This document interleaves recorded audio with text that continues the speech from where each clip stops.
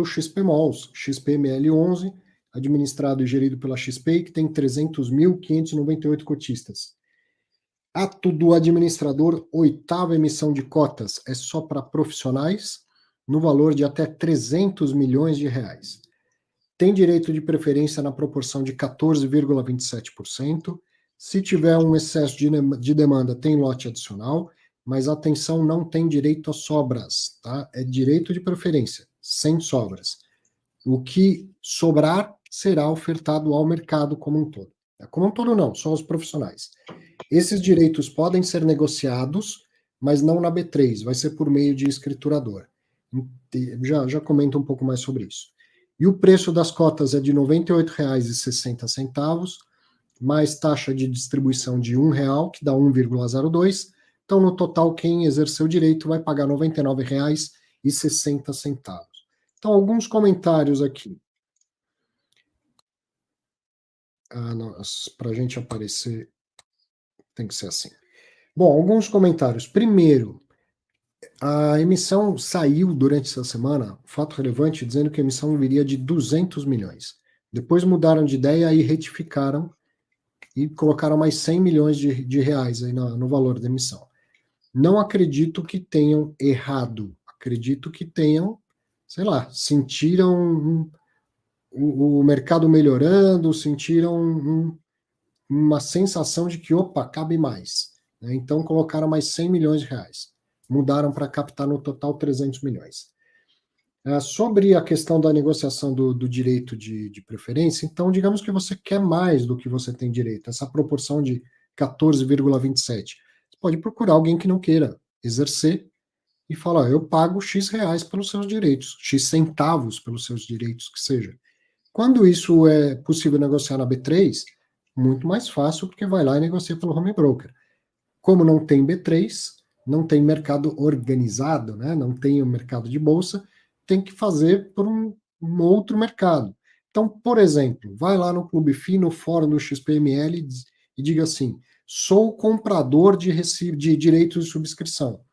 Entre em contato comigo. Ou sou vendedor dos meus direitos de subscrição. E aí, uma vez que as pessoas combinem essa transação, vão ter que entrar em contato com o agente escriturador lá e falar, preencher uma papelada, tem uma burocra, mas eu tenho e não vou exercer, o NOD não tem e quer exercer, por exemplo, não é cotista, hoje não tem direito de preferência, quer entrar nessa oferta e não é investidor profissional. Então eu poderia ceder os meus direitos para o NOD. Ou ele também é cotista, mas ele quer comprar mais do que ele tem. Poderia eu ceder os meus direitos para o NOD, e assim por diante, certo? E tem mais sobre o fato relevante, que é a destinação dos recursos, né? Sempre legal a gente ver, isso é importante. Destinação dos recursos.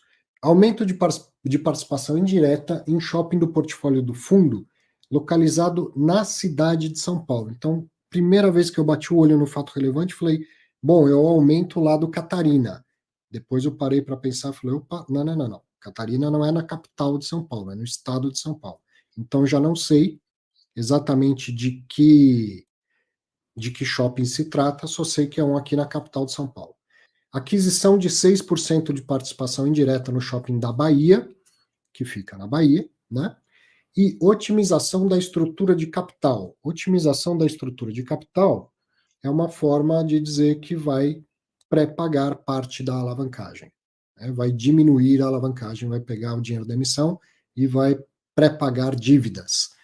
E, inclusive, tem dívidas chegando próximo aí das intermediárias, né? Tem eventos importantes de dívidas chegando, então é importante mesmo que saia essa emissão e que o XPMOLs consiga pagar essas dívidas sem pressa, sem necessidade, sem acontecer no XPMOLs o que aconteceu no XPPR, né? E provavelmente, acredito eu, que vão conseguir colocar, se não uns 300 milhões, boa parte. Estão testando o mercado. Primeiro fundo que vem com uma emissão um pouco maior, testando o mercado. Kinea também está com emissão, mas Kinea está com emissão de fundo, um hedge fund e tal, não exatamente um fundo novo para tijolo. E o HGLG emitindo R$1,5 bi, mas naquela que vai acontecer de qualquer maneira, porque pelo menos um bi seria em troca dando cotas em troca do patrimônio do fundo do GTS. Então, eu diria que essa emissão do XPMOS de 300 milhões é um primeiro teste do mercado de fundos que tem preço para emitir, para ver como o mercado está disposto a voltar às emissões, né? O que você acha, Rony? Bom, eu concordo basicamente com tudo que você falou, só talvez uma outra hipótese que pode ter levado a aumentar o valor da oferta, pode ser de repente alguma negociação de pipeline que apareceu, ou seja, de repente esse aumento de participação nesse shopping em São Paulo, é, sei lá, o lado com quem eles estão negociando a participação falou, pô, se tiver mais X milhões aí, a gente faz um bem bolado, etc. Pode ser que alguma coisa tenha mudado na negociação, vamos dizer, em cima da hora, digamos assim. Pode ser demanda de mercado, até porque se é só para profissionais, né, é um tipo de pessoal que a XP vai ter na mão ali, né, que já está com o cheque assinado. Pode ter sido isso, pode ter sido também alguma coisa na outra ponta, né, na ponta da saída do dinheiro, da utilização do dinheiro, que pode ter melhorado, pode ter aparecido alguma coisa. Também não acho que foi erro, não. Também não acho que foi erro, porque se fosse erro de digitação, digamos assim, erraria lá em cima, mas o direito de preferência estaria pelo valor Exato. cheio, etc. Não, digamos, tá, as duas versões estão coerentes, digamos assim, coerência interna, digamos assim, eles não se desmentem, não tem uma incoerência. Então, sim, alguma coisa que mudou que o fundo viu chance aí de aumentar o pedaço, aumentar a participação, né, aumentar o NACO. Infelizmente não tem direito de sobras, não tem direito a montante adicional, como hoje cada vez mais se torna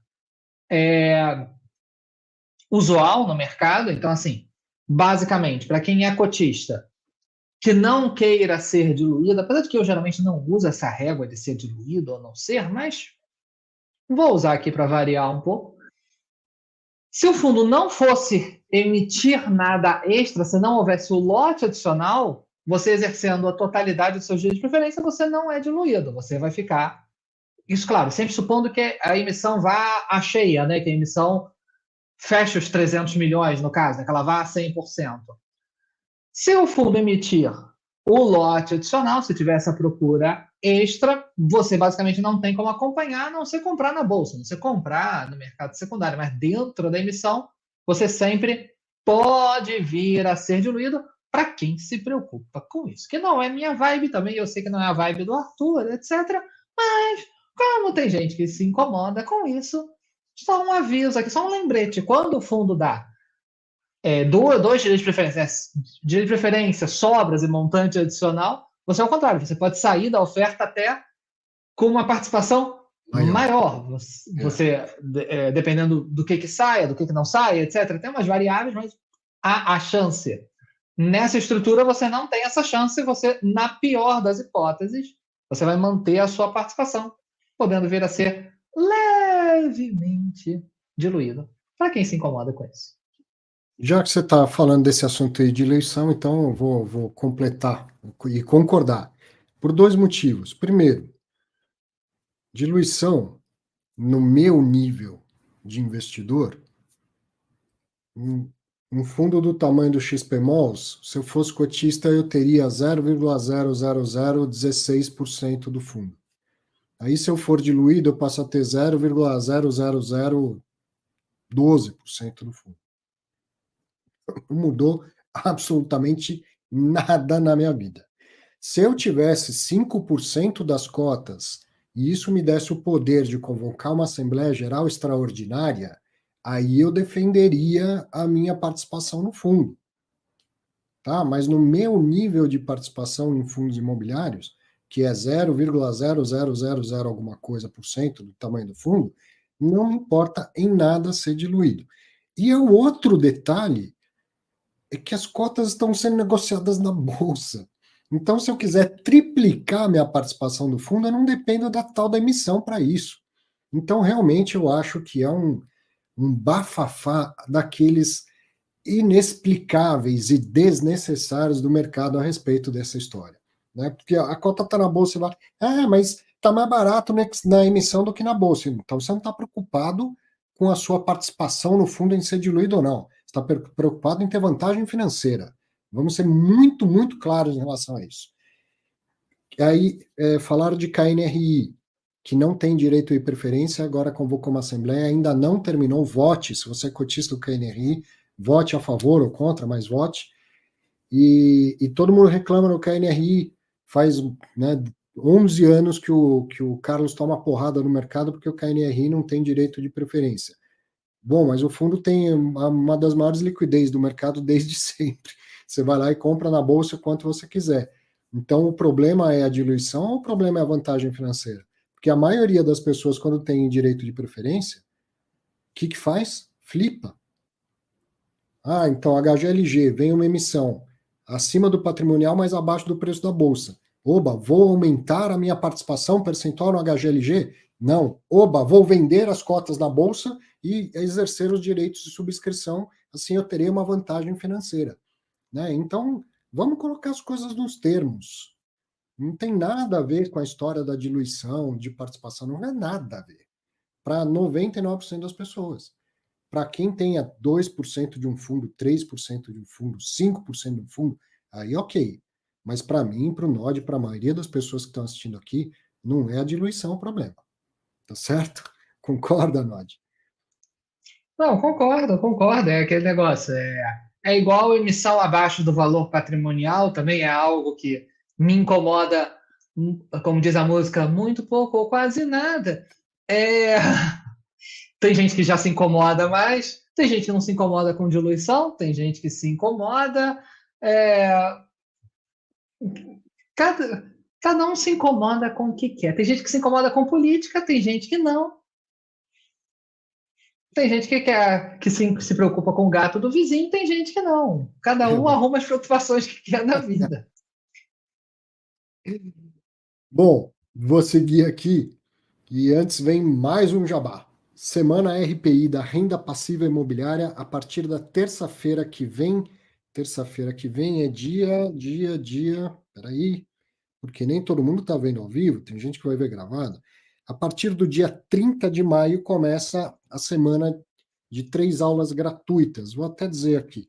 Primeira no dia 30, depois no dia 1º de junho e depois no dia 4 de junho. Então, terça, quinta e domingo tem aula gratuita comigo, com o Mira, com o Felipe Ribeiro e com o Danilo Barbosa. Novamente estou colocando o link aqui. Aproveite, acompanhe e principalmente divulgue para as pessoas que você gosta. Tenho certeza que é um conteúdo que você confia na qualidade. Então, ajude a divulgar Semana da Renda Passiva Imobiliária e depois, durante as aulas, a gente vai dar todos os detalhes do grande curso, novo curso do Clube FI, que vai vir o lançamento em seguida. Bacana.